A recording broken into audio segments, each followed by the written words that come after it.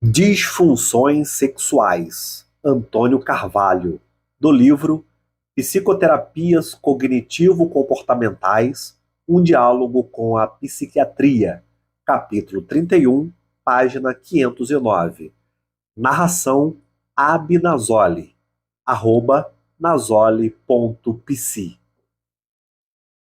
Estar atento às modificações que ocorrem nas pesquisas científicas é fundamental para que o psicólogo possa desenvolver bem o seu trabalho.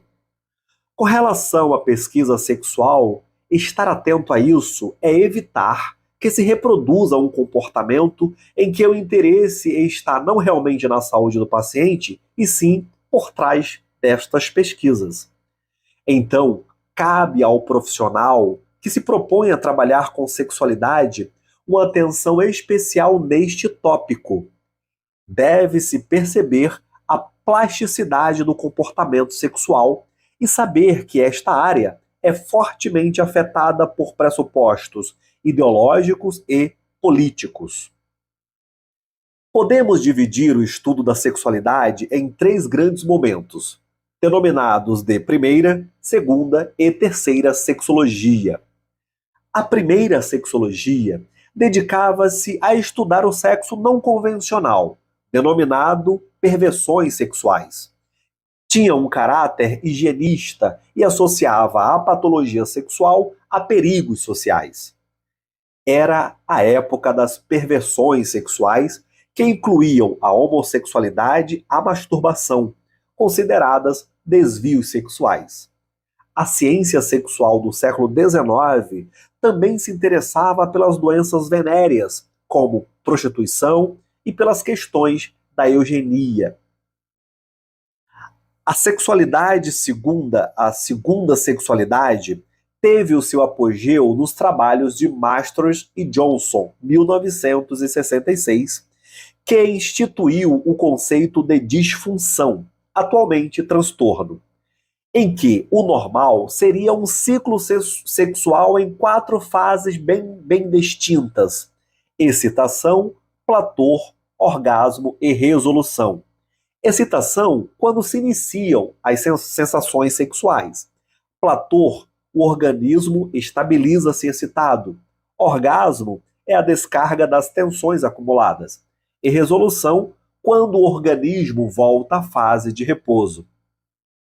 A disfunção passou a ser caracterizada pela ausência de alguma dessas fases, sendo função do terapeuta a recuperação do ciclo. Atualmente, após os trabalhos de Kaplan, 1979, uma nova fase foi inserida no ciclo, o desejo. Estava, assim, instituída a terapia sexual.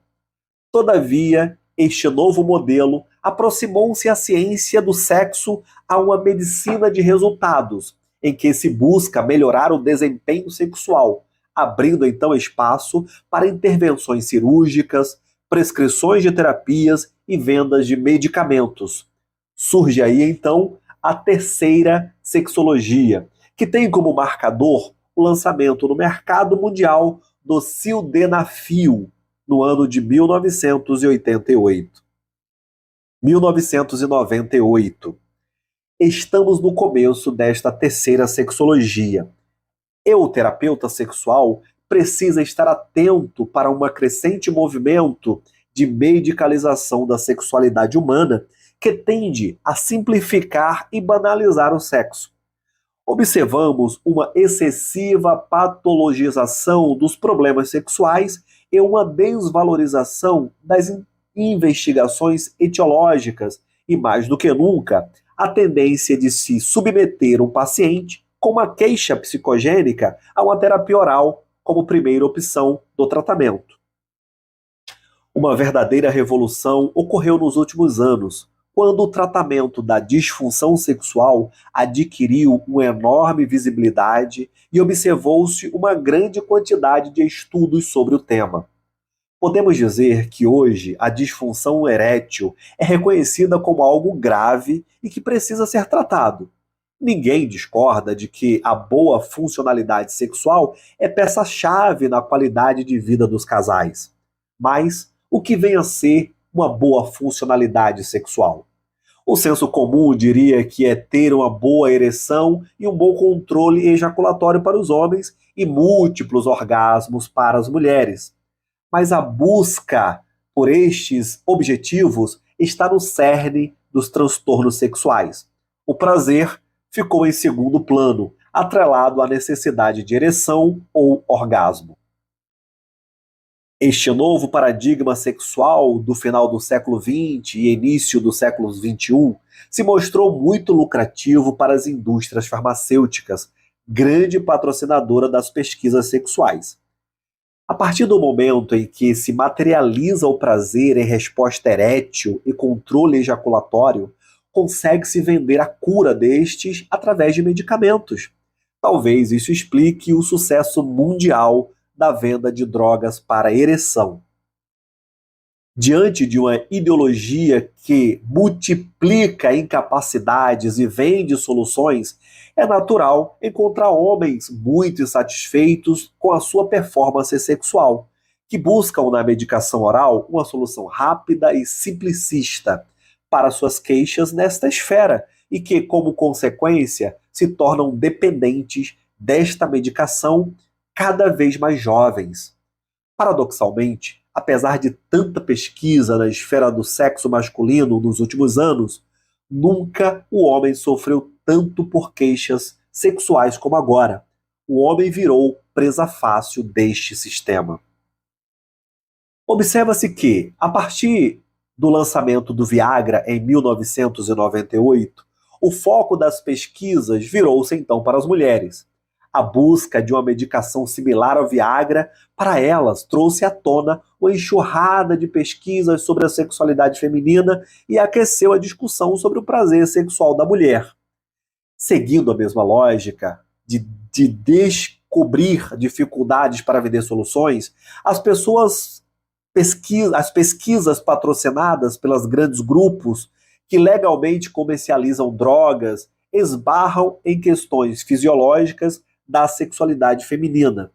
A dificuldade de encontrar um marcador objetivo na resposta sexual da mulher, como, por exemplo, a intumescência peniana ou o tempo de ejaculação nos homens, cria, então, um obstáculo à venda de uma medicação para a sexualidade feminina.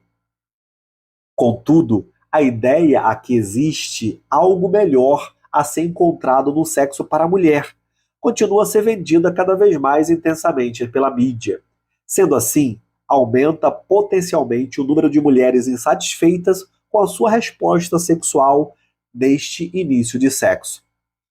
Isso se reflete diretamente no trabalho do psicólogo. Diferentemente dos homens que valorizam em excesso aspectos fisiológicos na resposta sexual, deixando em segundo plano questões emocionais, nas mulheres fica claro que a sexualidade envolve dimensões muito mais subjetivas do ser humano, como, por exemplo, a importância de valorizar, ser valorizada, de confiar e se manter com o ou a parceiro em uma relação mais afetiva e assertiva. E por isso, não existe medicamentos. O profissional responsável por esta tarefa é o psicólogo. Sendo assim, descortina-se um mercado de trabalho ímpar para o terapeuta preparado para lidar com as questões sexuais. Pretendemos aqui tratar dos principais transtornos sexuais que surgem para o psicólogo, não sendo abordadas questões referentes aos transtornos de gênero e às parafilias, por serem assuntos menos frequentes e fugirem ao escopo deste livro. No que tange aos transtornos masculinos, daremos ênfase ao que diz respeito às disfunções eréteis, antes impotência, e ejaculação precoce ou ejaculação prematura. Falaremos indiretamente no decorrer do capítulo da dependência das medicações orais para transtornos de ereção. Com relação aos transtornos femininos, abordaremos o tema agrupando os principais disfunções sexuais da mulher, dedicando um tópico para os transtornos dolorosos. É importante salientar que as questões médicas da sexualidade não serão abordadas aqui, dando-se ênfase à parte social, emocional, cognitiva e político-econômica, que atualmente permeia o estudo e tratamento das queixas sexuais.